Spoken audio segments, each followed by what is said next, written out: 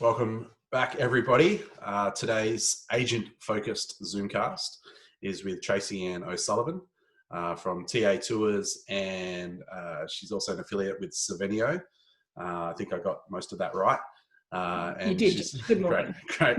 And obviously, giving up some time today to share your story and what's happening out there on the front line. And also, someone who's been an independent and mobile agent for some time as well. So, we hope to get and pick your brain a little bit of what that's been like, over the last, 9 or 10 years, I think it is, that you've been in that space. So welcome. And I'm sure there's a few people out there that already know who you are. But for those that don't, how about you lead us in with your sort of backstory, how you got into the industry and how you've ended up where you are today. Thanks, Josh. And thanks for having me on today. I'm probably come from the older group that you've had on these interviews, and I don't mind admitting to that. Experience is wisdom and all that sort of stuff. Look, my introduction into the travel industry started way back. I finished university, I did modern Asian studies, and a few friends a year or two older had got graduate positions with the Queensland Tourist and Travel Corporation. I thought, that sounds like a fun thing. So I spent a few years selling Queensland tourism, based in Sydney and then Auckland. I took the Sun Lover product to New Zealand and launched it over there back in the 80s. Then I joined Hayman Island, the new Hayman Island as it was in 1986, just as we relaunched it in 87, and was sales and marketing manager for Queensland and New Zealand for, full-time and part-time, almost 9 years. Had first couple of kids, went part-time and continued on. So strangely enough, I'm very good at selling Queensland, that background, which has kind of come in handy now. All those islands I know well, all the tropical north and the mountains and so forth. So I'm a great believer in circles, that things come around. So that experience early on in my career, back in the 80s and 90s, is coming to be very helpful now and in the next year or so, as we look towards selling domestic product more than we ever have. Then that modern Asian studies degree, that finally came into help when I started my career in international travel, which is about 15 years ago. I was teaching at TAFE, business communications, that sort of thing. Could only get casual work though, could never get a permanent position. But I really needed to get a permanent job. And I started looking back into the travel industry. My husband he was 44, he'd been diagnosed with stage 4 melanoma. So I knew I was going to be the major breadwinner within a year or so. So it was really important to get a permanent position. A friend of mine, I was looking at repping jobs and things. She said, come and work with me. I'll teach you all about international travel and we can job share. And that was a Harvey World office in the suburbs. And I loved it. I knew nothing about international travel when I started, but I just loved it and it just took off. And strangely enough, my love of Asia, Asian culture, Asian food, the countries I had traveled to when I was younger, it all came back. Suddenly, I was selling Japan ski holidays, over and over and over. I was going to Japan on self-famils, on-famils. I think I've been there 15 times in the last 15 years now, and I just love it. Same with China, Vietnam, Indonesia, India, all of these countries I just adore. So all that early education and history I learned about Asia came back to help, and I sort of became the Asian specialist. So I did 5 years in retail, built up a great client basis.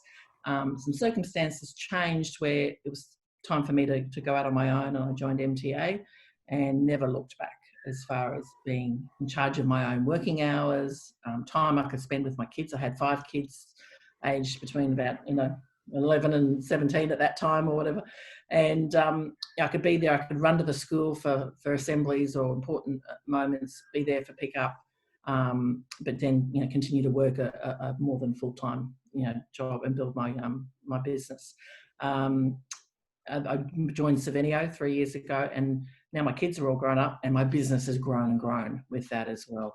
I can really, put the time in to developing the sort of business that I've always wanted, and it's grown that way too. Sometimes it grows organically, sometimes it's things you put in place to make things, end up that way. So now I'm with Savenio. Before COVID, I was, embracing the luxury cruise side of the business. My clients were embracing that as well, which was wonderful, as well as, looking after clients doing all sorts of travel, whether it be adventure travel or very personalised itineraries in Italy, or anything in Asia. People come to me because they want to go to Asia, and Yeah. So And how's the last few months been for you, and personally, and obviously work-wise as well? yeah, well, you know, sometimes every time I wake up, I think, was it just a bad dream, a nightmare, or one of those bad Will Smith movies that, Armageddon, and you think, is this real? How has this happened? I mean, we had a fantastic family Christmas in Ireland, and then my partner and I spent a couple of weeks in Italy. We got home on the 19th of January. And he actually, when we were reading about the virus starting in Wuhan, he was saying, oh, this is going to be bad. And I went, oh, don't be silly. It's just going to be a little thing like SARS. We'll die out by Easter. I mean, that's what Trump said too, which I'm embarrassed that I actually said those same words. I really didn't think it would be the big issue. And then when I got back to work, clients who had, we'd already booked the airfares last year to Europe for May, June. They were getting me to quote things, lovely tours and cruises, and then suddenly they go, look, let's just hold it off a bit. Let's see what happens. And I'm thinking, oh, surely not. Surely this is not going to affect the whole world. Well, it wasn't long before it did. And then it was the panic to get people home, to cancel holidays that were about to happen in March and April. And but get people home. That was the big thing, as well as not only my own clients, but other people who booked online or booked through other agents, and they were calling me, or their relatives calling me, can you book us home? So one of my daughters, my youngest daughter, was on exchange in Dublin, and she was on mid-semester break in France. So I think it would have been about the 14th of March. And they just crossed over into Switzerland, and she was traveling with an American chap, and his mother had called and said, Donald Trump says to come home. We think you should get back to Ireland. And they rang me and they said, what do you think? And I said, well, yeah, you never know. Ireland might close its borders. You don't want to be locked out of there. You've had 1 week. They had a great week in Paris with no queues. Walked straight into the Louvre. Beautiful photos of the emptiness of Paris at that time. They were having a great time. But I said, look, let's just change your flight, and so you get back to Ireland. And then by the time they got back there, most of the other college friends, Americans, had all gone home, and the Australians were all heading home. I mean, Charlotte thought she could hang out and stay there and just do online study, and hopefully it'd all be over by May, so she could still go to Greece and Croatia, where she would still be now.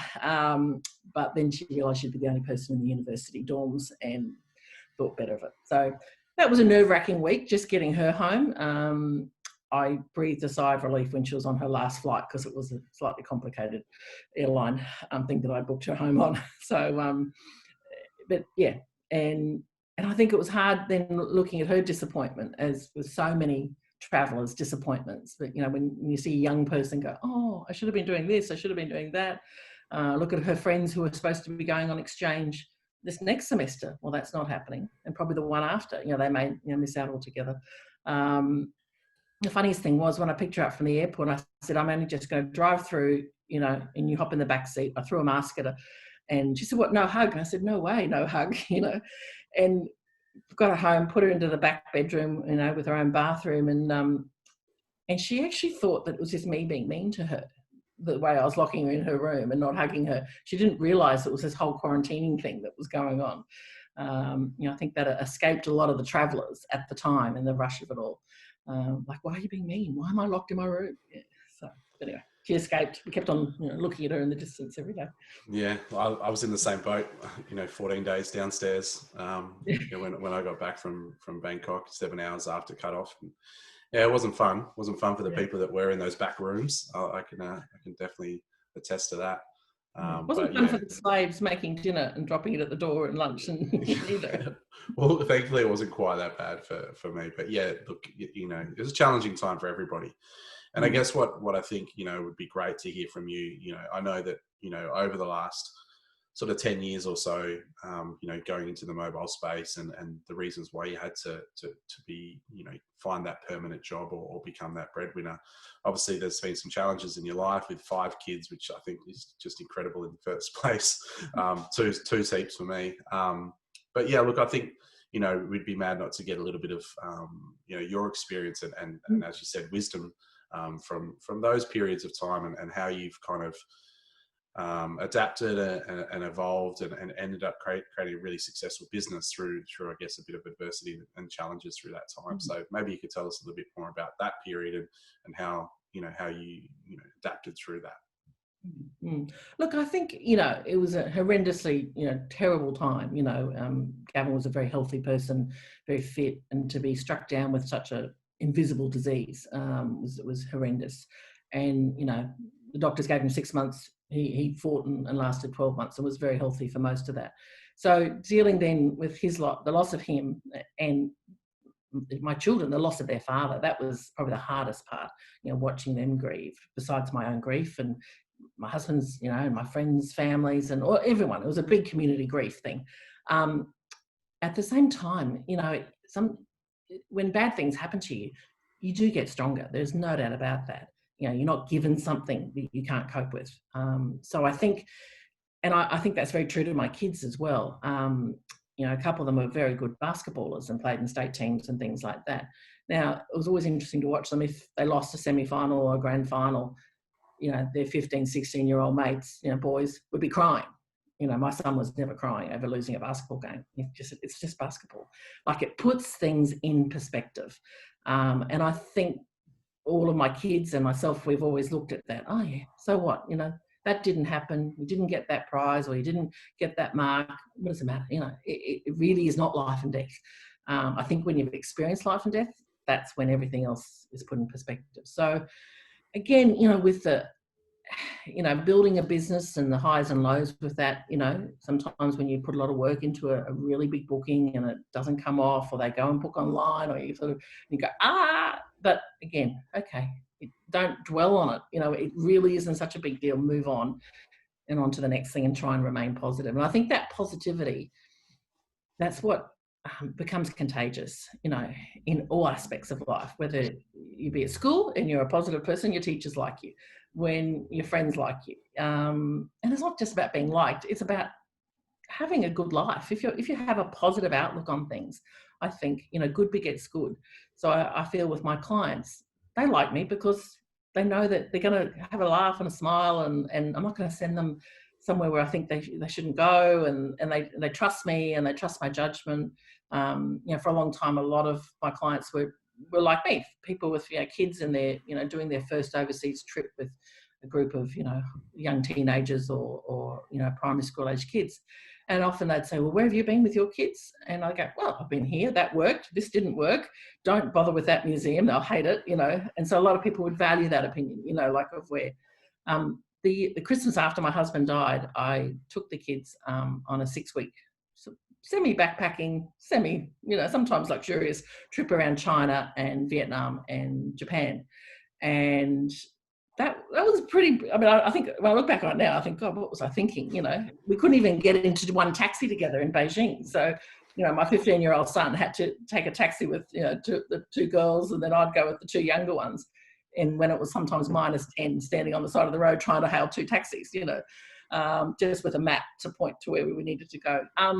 But we enjoyed that time together. It was really special. It was hilarious. And we did lots of things that, a little bit off the beaten track, up to the Harbour and Ice Festival for Christmas and things like that.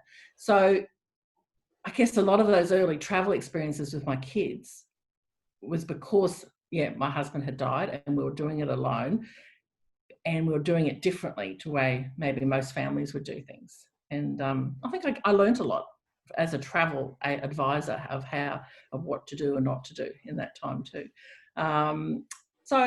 Then moving, forward to like COVID, again, like as we saw it coming and saw that no income was coming in anymore back in February and March, and I thought, wow, I'm going to start looking for other jobs here. No, there aren't any other jobs out there. I looked at going back teaching at TAFE, but they didn't have their students turn up, so there was no extra jobs there for tutors and things. That's when I got involved with the talking to politicians and writing letters and using some of that spare time to actually be proactive, going, okay, we can make a difference here. We can change things. We've got to let people know what's going on in our industry. Once we could take a breath from the cancellations and getting people home. And I think, trying to encourage colleagues to do that same thing of write letters, make yourself the voice for the travel agents in this world. Everyone talks about the tourism industry, the airline industry, how they all need help. Well, we need help too, and we need that JobKeeper kept for a long time. Otherwise, there'll be no one left. And do you think that that sort of proactive approach that you adapted to pretty quickly, do you feel that kind of comes from that experience that you've had with adversity and the resilience that you kind of created? As you said, you took that first trip that Christmas after your husband passed away. That was a big step moving forward. And it's you see what's in front of you, but it seems like you act and get proactive and get on the front foot, and don't dwell too long by the sounds of it. Yeah, I think that's it. Yeah, I'm not someone just to sit and wallow. So I think it was very much, okay, what can we do to make this better? Who can we nag? Who can we write to? What can we do? And at least to feel you're doing something then too. I think it's important to make sure you have a bit of control over what's happening. So if you're participating in writing letters and doing things like that, you do feel like you're more in control. And I think that's important for anyone, with no matter what's going on in their lives. I mean, even if you have a fight with the car mechanic or something like that, you need to take it face on and not just give up. Yeah. And I think you kind of, I guess, if anyone's watching, probably realise that I'm probably sitting in a similar boat of, wanting to be proactive and wanting to do something. Sitting around wallowing, was okay for a little bit, but then you have to move forward. I guess what I'm curious to hear your thoughts on is that, this period of time is the most challenging that the industry's ever faced, and hopefully will ever face. But who knows what that looks like moving forward. But thinking back to your experiences that you've had, traveling around, with your kids in China, 5 kids, different taxis, all of that sort of stuff is absolutely mental. But as you said, your kids became quite resilient, young adults from that. What do you perceive those agents that are going to be here on the other side and are sticking it out? How do you feel this experience for them is going to make them, better or more resilient or stronger agents on the other side of this? I think it will give everyone, like even if you've only been in the industry a year or two, it is going to give you that maturity to be stronger in what you do, and probably to back yourself and to believe what we sell is not just a product of a hotel or a tour. It's ourselves. It's our ideas. It's how we put things together, how we don't send families of 5 to China and tell them to catch 2 taxis, how we organise transfers for them and things like that. But it is ourselves, and what we offer our clients is our heart, our mind, and the way we plan and the way we think, from our experiences and our research and education and so forth. So I think for the younger agents, back yourself, believe in that you are good at what you do. I'd also say get a specialty. I think someone said that to me probably about 15 years ago, 12 or 10 years ago. The future of travel agencies, yes, you can cover the whole world, but if there's one niche market that you do it really well and get a reputation for it. With me, it's Asia. And again, came back from my love of Asia, and the more Japan ski holidays I booked, the more Japan ski holidays I booked. It just started. And then it became, I'm doing 3-week itineraries over cherry blossom time. And then I took a group to China of a group of, they were 75 to 85-year-olds on a Jesuit pilgrimage of Kyushu. A random thing to do, but I went there on an educational with beautiful Sonia Jones. Actually, that's how we met all those years ago. And it was all this amazing history down in Kyushu in Japan.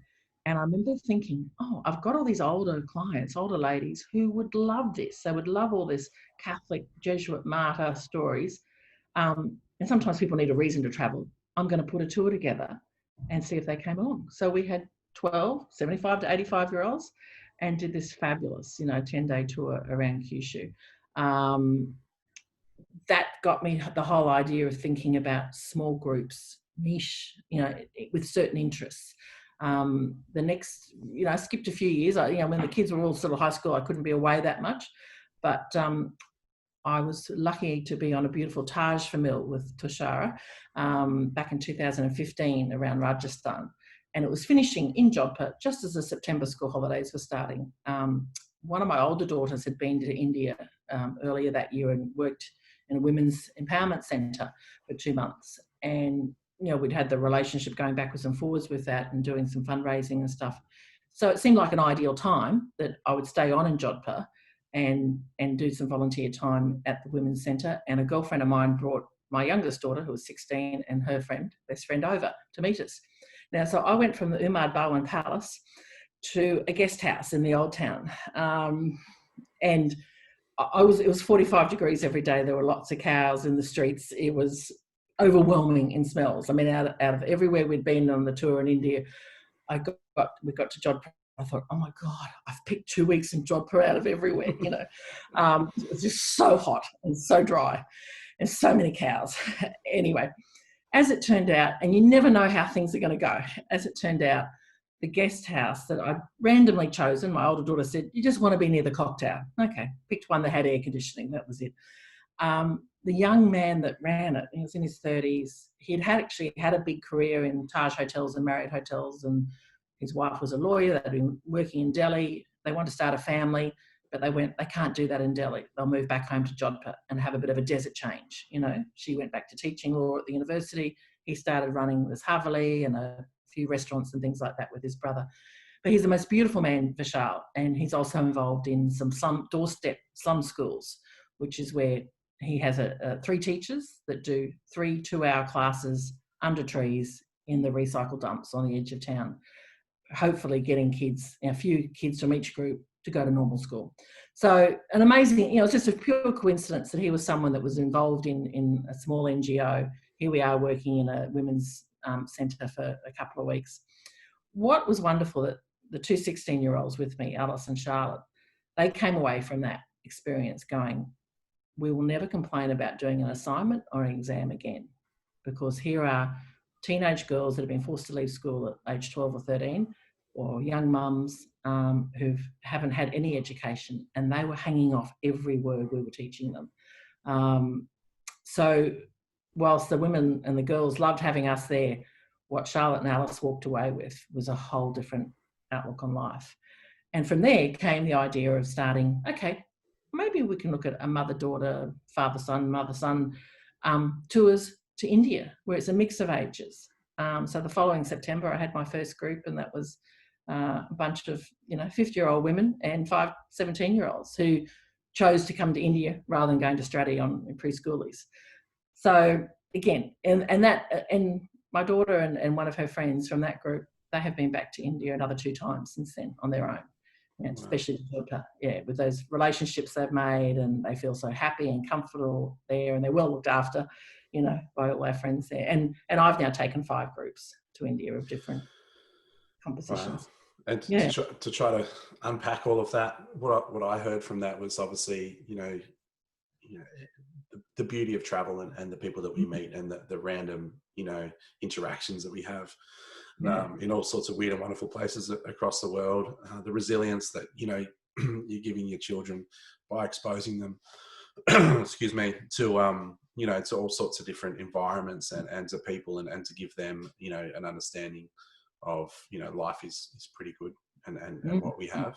And I think maybe from, if agents are watching and listening, maybe they're starting to think, it has been a challenging last few months, but the resilience that they get from that, as well as understanding that experience, what we've experienced over the last few months, but getting to do it in Australia, and what we all get here, is still better than experiencing this period of time somewhere else. So, and obviously from that, you're obviously somebody, as we said, was someone who's proactive and doesn't sit around, waiting.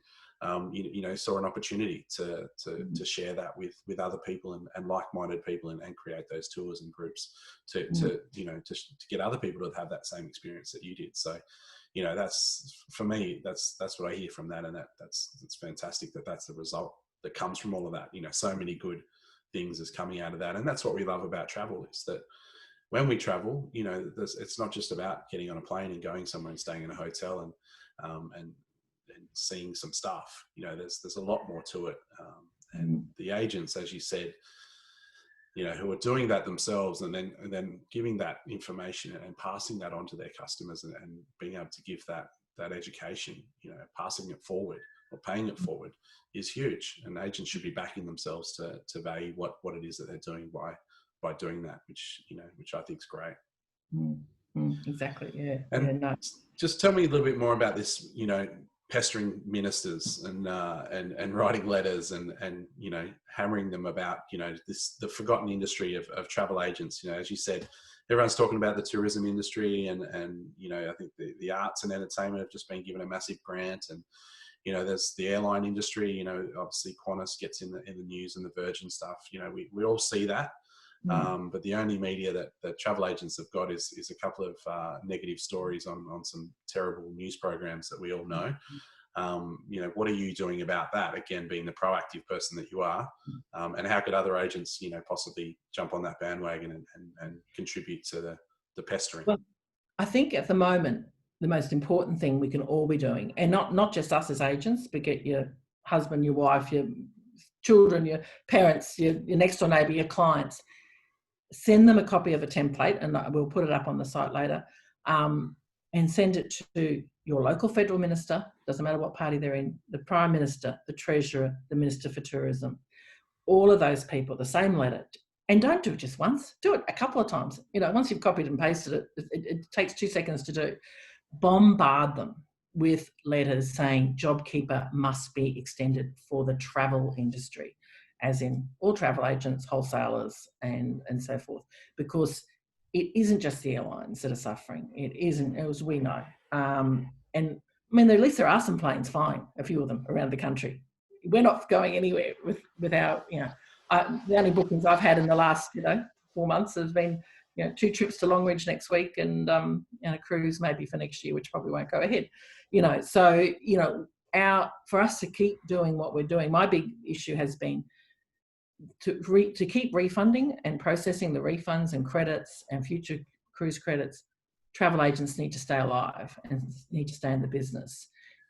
All that money that's sitting in overseas bank accounts, whether it be airlines or cruise companies or tour companies, it needs to come back here. The only way it's going to come back here is through travel agents.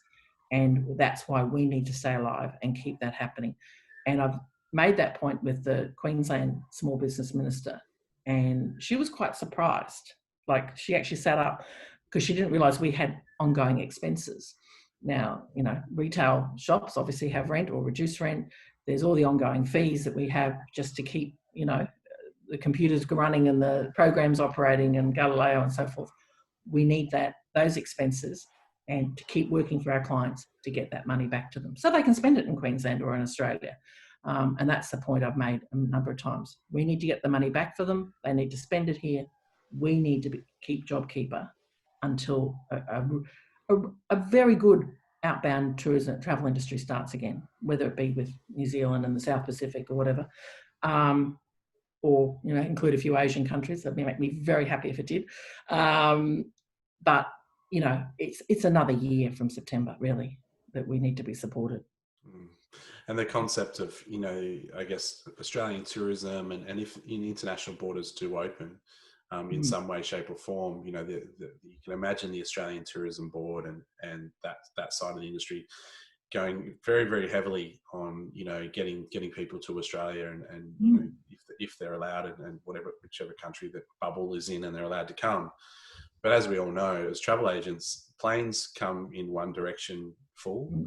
And we try to make sure that they go in the other direction full, because if they don't, then they don't come in the first place because they can't be viable. So, getting them to understand the outbound tourism industry, and basically travel agents, being a massive key and part of that is key for them to be able to achieve what they want to achieve, which is obviously some inbound dollars and getting those tourism dollars again. So, as you said, it's just important that we have a robust industry going in and out for everybody involved. It's vital. And I think that's it. So write letters, write one letter today, write another letter tomorrow, just copy, paste.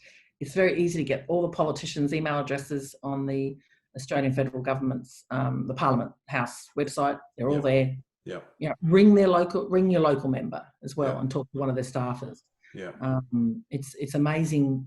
You can be heard when you ring. They listen, and Yeah. they will get back to you. So it's we just need to have a really concerted effort now, while the government is making these decisions about what's going to happen to JobKeeper in the next couple of months. Yeah, They have to listen. You know, they have to listen. They have Yeah. to. It's their job. They're bound by law to listen, to open the envelopes, to read.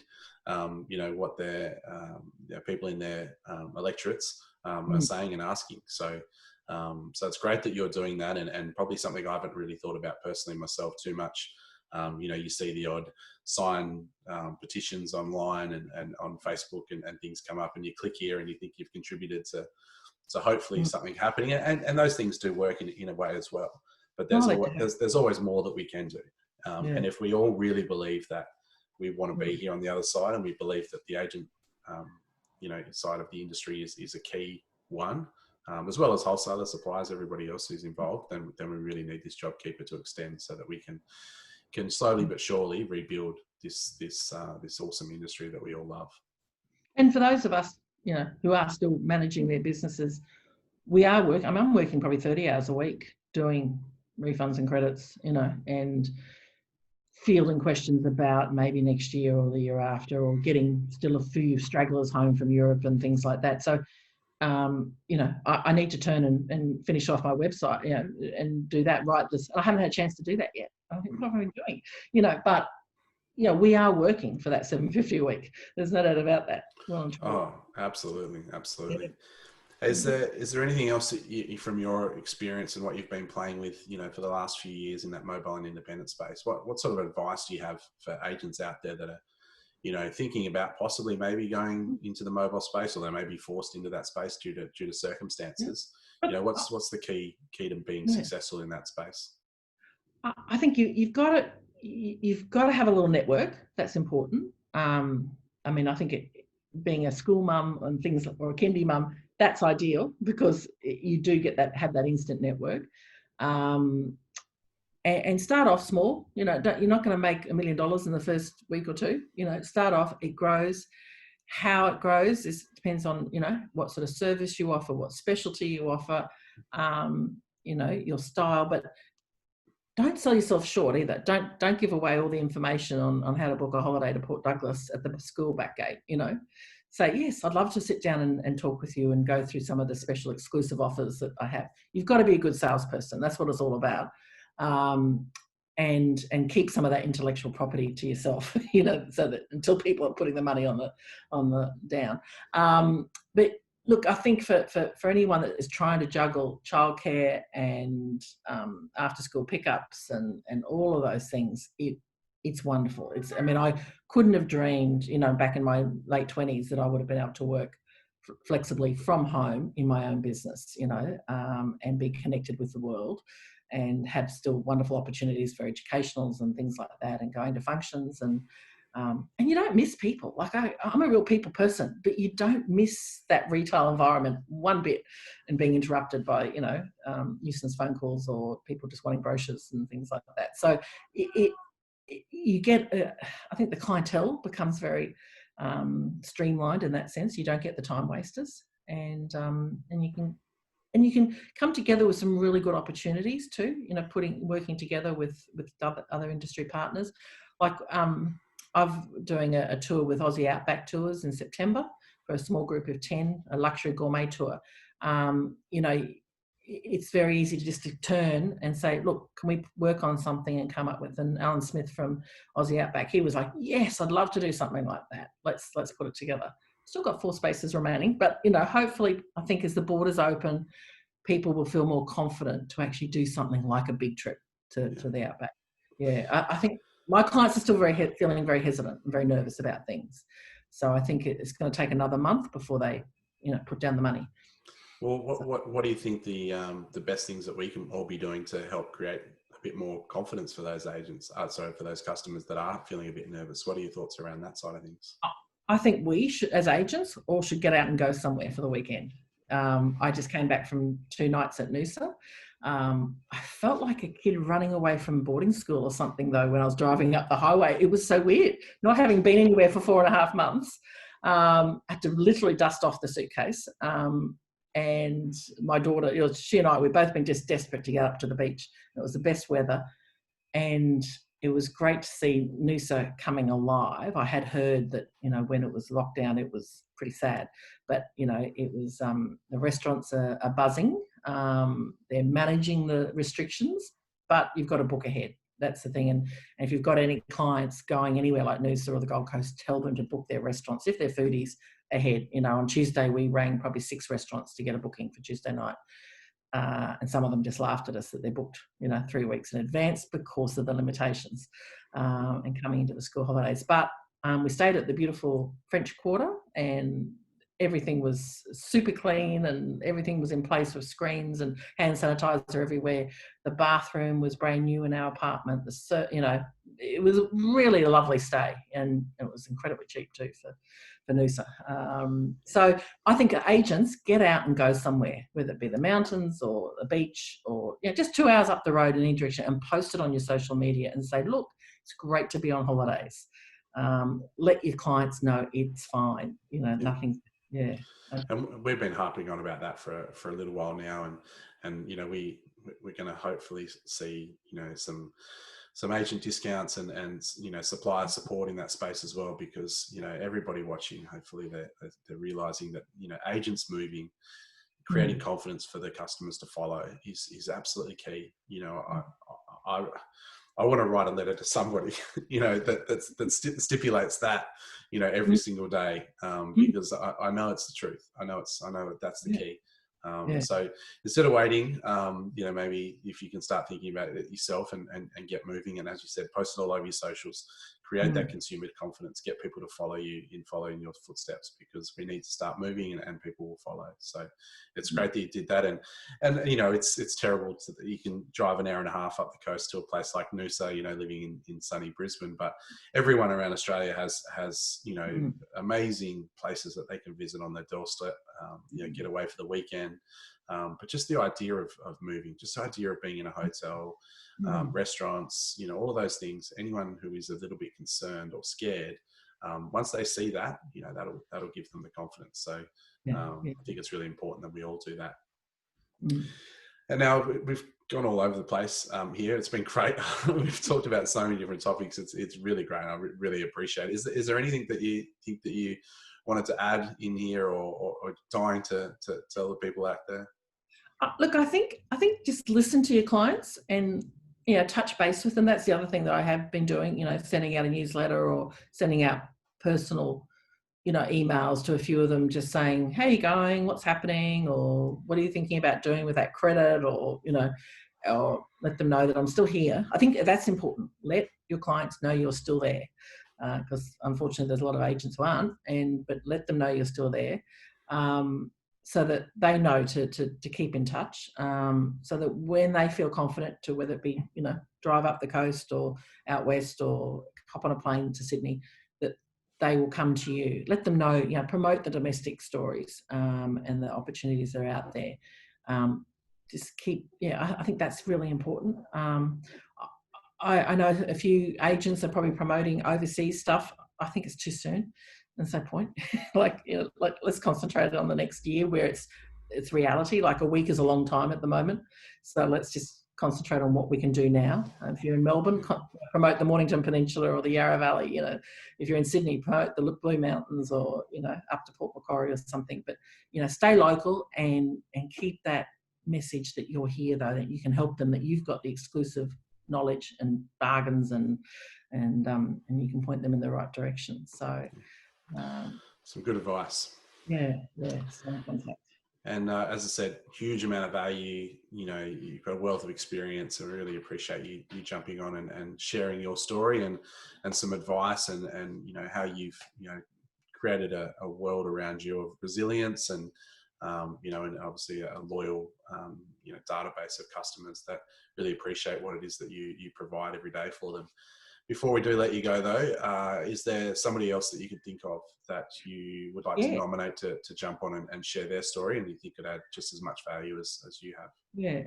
Nat Miller is a travel manager in Newcastle. I've known her for a long time now. We were roomies on a Hawaii for Mill, probably about 9 years ago. And she's a great character. Again, she's changed her focus of business over the years.